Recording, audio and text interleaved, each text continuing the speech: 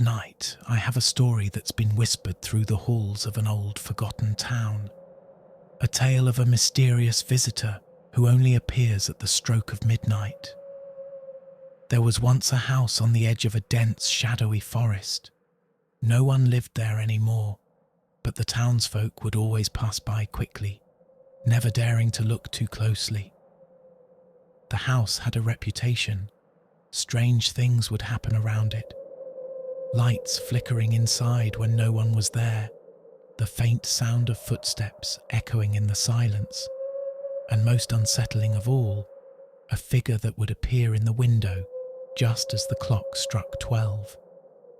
One night, a young man named Peter, who had recently moved to the town, decided to prove that the stories were just that, stories. He was brave, or maybe just too curious for his own good. With a flashlight in hand and a nervous laugh, he made his way to the old house, determined to spend the night. The air grew colder as he approached, and the forest seemed to hold its breath. Peter stepped inside, the wooden floorboards creaking under his weight. He set up his small camp in the dusty living room, the only sound being the soft ticking of an ancient clock on the wall. Midnight was approaching. As the hour hand inched closer to 12, Peter felt an unease settle over him, like he was being watched. But he shook it off, blaming it on the stories and his overactive imagination.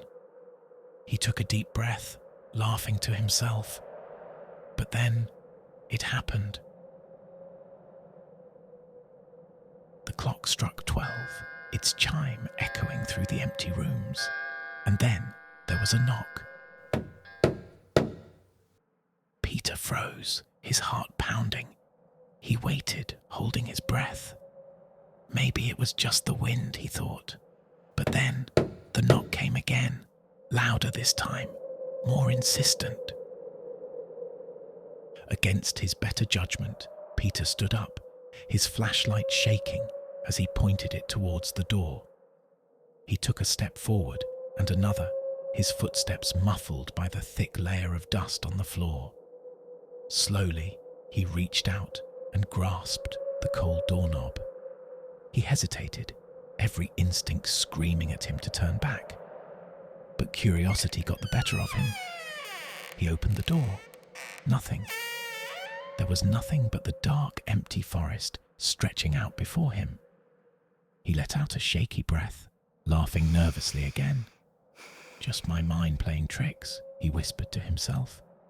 He turned back inside, but as he did, he saw it. A figure standing at the top of the stairs, motionless, faceless. It was just a shadow, darker than the rest of the darkness around it, but it was there. Peter's blood ran cold. He couldn't move, couldn't breathe. The figure didn't move either, just watched. Slowly it raised a hand and in a slow, deliberate motion pointed towards him. Peter stumbled back, his heart in his throat, and the door slammed shut behind him. He turned, but the door wouldn't budge. He was trapped. The figure at the top of the stairs started moving, slowly descending, one step at a time, the sound of its footsteps echoing through the silence.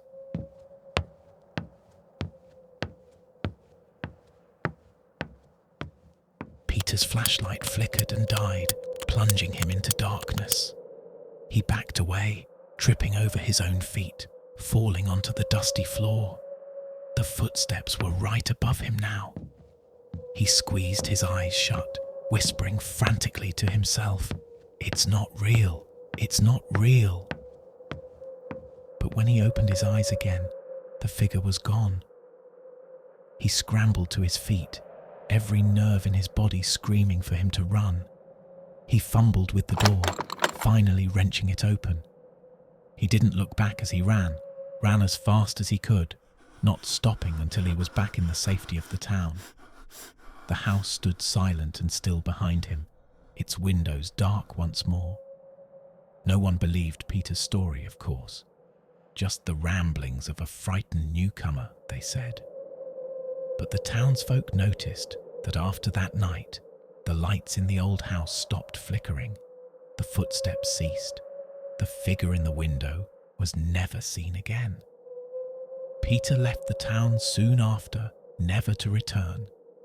But they say that sometimes, on a quiet, moonless night, if you stand close enough, you can still hear a soft, deliberate knock and a whisper in the wind asking to be let in.